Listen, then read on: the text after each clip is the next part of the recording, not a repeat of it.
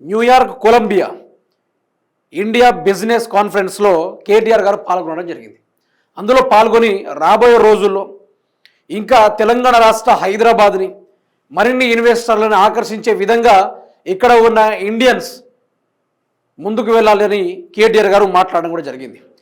ఈ యొక్క హబ్ ఏదైతే ఐటీ హబ్స్ ఉన్నాయో తెలంగాణ రాష్ట్రంలో చాలా వరకు ఇన్వెస్ట్మెంట్ చేసిన గూగుల్ సాఫ్ట్వేర్ లాంటి కంపెనీస్ ఏవైతే ఉన్నాయో అవి భారతదేశంలోనే ఏ ఐటీ రంగాలు కూడా అందుకోలేని విధంగా స్థాయిలో ముందడుగులో ఈరోజు హైదరాబాద్ తెలంగాణ ముందు స్థాయిలో నిలిచింది. ఇది గర్వకారణం. మన సుదీర్ఘమైన పనులు చేసాం, సుదీర్ఘమైన ఒక చిన్నపాటి పోరాటాన్ని నిర్వహిస్తే ఈరోజు తెలంగాణ అభివృద్ధి బాటల వైపు ఎకనామీ వైపు నడుచుకుంటూ వెళ్ళింది అనుకుంటూ అక్కడ ఉన్న ఇండియన్స్ తోటి ఆ బిజినెస్ కాన్ఫరెన్స్లో కూర్చొని మాట్లాడడం కూడా జరిగింది. అయితే ఈ లెక్కన పోల్చుకుంటే కేటీఆర్ గారి యొక్క ఆలోచన తెలంగాణ రాష్ట్రం ఒక ఐటీ హబ్గా ఫారినర్స్కి ఒక ఇన్వెస్ట్మెంట్గా క్రియేట్ చేయాలి, ఇక్కడ ఉన్న చాలామంది అన్ఎంప్లాయీస్కి ఎంప్లాయ్మెంట్ దొరకాలి, అదేవిధంగా ఆర్థిక వ్యవస్థను బిల్డ్ చేయాలి, భారతదేశంలో తెలంగాణని ఏ విధంగా ముందుకు తీసుకెళ్ళాలి హబ్స్ విషయంలో, టీ హబ్స్ విషయంలో, లేకుంటే ఐటీ ఫీల్డ్ రంగంలో కానీ ఏది విధంగా దాన్ని ముందుకు తీసుకెళ్లాలని కేటీఆర్ గారు ఆ యొక్క ఇండియన్ బిజినెస్ కాన్ఫరెన్స్లో పాల్గొనడం కూడా జరిగింది. అయితే ఇక్కడ మీరు చూడొచ్చు ఆయన మాట్లాడిన ఆ యొక్క గంట సేపు మాట్లాడాను. గతంలో 10 ఇయర్స్లో ఏ విధంగా తెలంగాణ రాష్ట్రంలో హైదరాబాద్ని ఏ విధంగా మనం ఒక హబ్గా మార్చి దాన్ని ఏ విధంగా ముందుకు తీసుకెళ్ళామో ఆ విధంగా ఇప్పుడు కూడా మనం తీసుకెళ్లే కార్యక్రమాలు చేయాలి, మన యువత బాగుపడాలి, మన తెలంగాణ అస్థిగత వ్యవస్థలు అన్నీ మారాలి, మనం కూడా ఇంగ్లీష్లో మాట్లాడాలి, మనమే కంపెనీలు పెట్టుకునేటట్టు ఉండాలనుకుంటూ ఆ యొక్క అక్కడ ఉన్న ఇండియన్స్ తోటి ఆయన మాట్లాడడం కూడా జరిగింది. అయితే ఇదొక్కటి మీరు గమనించాలి. ఇది సైడ్కి పెడితే సెకండ్ ముచ్చట రేవంత్ దగ్గర నుంచి పట్టించుకుందాం. ఇప్పుడు ఆయన స్టేజ్ మీద ఎక్కుతాడు, ఏమంటాడు, మాది బక్కపానాలే అయినా మా పార్టీలో కండలు తిరిగిన వాళ్ళు ఉన్నారు, అవసరమైతే గుద్ది చంపుతారు, అట్లాంటి మా దాంట్లో ఉంటాడని రేవంత్ రెడ్డి స్టార్ట్ చేస్తాం.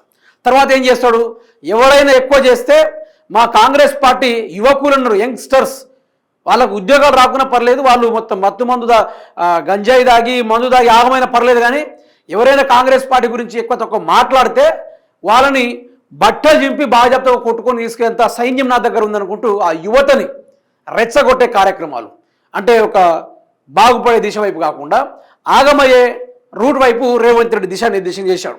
తర్వాత పేగులు మేళ్ళు వేసుకుంటా అంటాడు, లేకుంటే తర్వాత రకరకాల మాటలు మాట్లాడి రేవంత్ రెడ్డి ఆ యొక్క నిరుద్యోగులను ఆ యొక్క యువతను తన పనికిరాని మాటలతోటి బజారు మాటలతోటి అన్పార్లమెంటరీ లాంగ్వేజ్ తోటి అట్రాక్ట్ చేసుకుంటా ఉన్నాడు. ఈ విధంగా యువతని తప్పుదోవ పట్టించి మద్యం మత్తులో గంజాయి మత్తులో బానిసలు చేస్తున్న వ్యవహారాన్ని మనం చూస్తూ ఉన్నాం.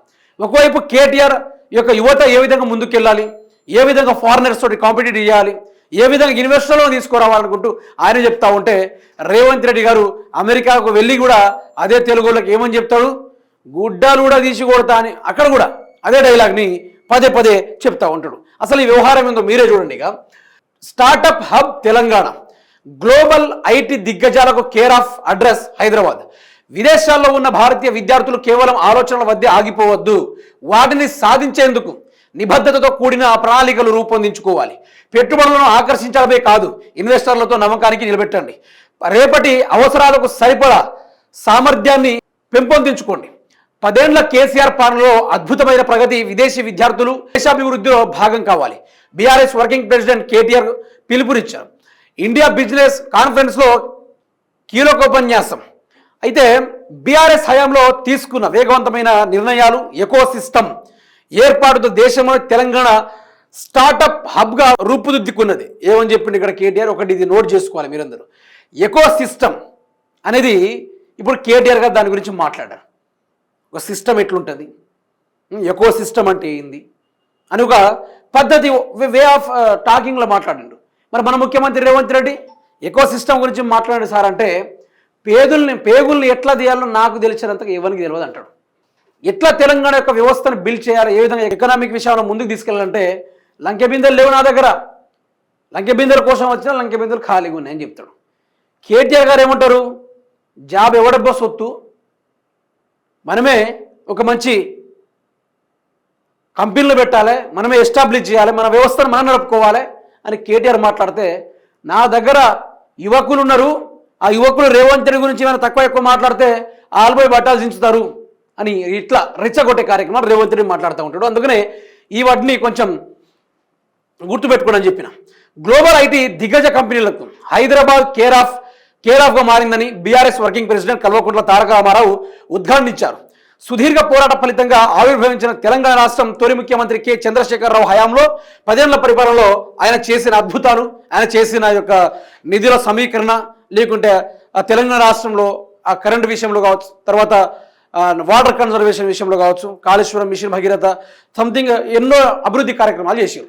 ఇవన్నీ కూడా మాట్లాడడానికి కేటీఆర్ గారు ఏమని చెప్తున్నారంటే రేపటి తరం మీది, ఇది మాది, ఈ రోజు మేము నడుస్తున్నాం కాబట్టి రాబోయే తరం మీది. ఈ తరాలకు తగ్గట్టుగా మీరు ఒక గొప్ప ఇన్వెస్టర్లుగా తయారు కావాలి. ఇన్వెస్టర్లను ఆకర్షించే విధంగా మీరు ఇక్కడ పని చేయాలనుకుంటూ ఆ యొక్క ఫారెన్, ఆ యొక్క న్యూయార్క్ కొలంబియాలో ఉన్న ఆ యొక్క తెలుగు బిడ్డలకు ఉపదేశం ఇచ్చిండు కేటీఆర్ గారు. అయితే ఐటీ రంగంలో తెలంగాణ ఎట్లా దూసుకుపోయిందంటే 2,72,00,000 ఆ రేంజ్లో గ్రాఫ్ పెరుగుకుంటూ పోయింది.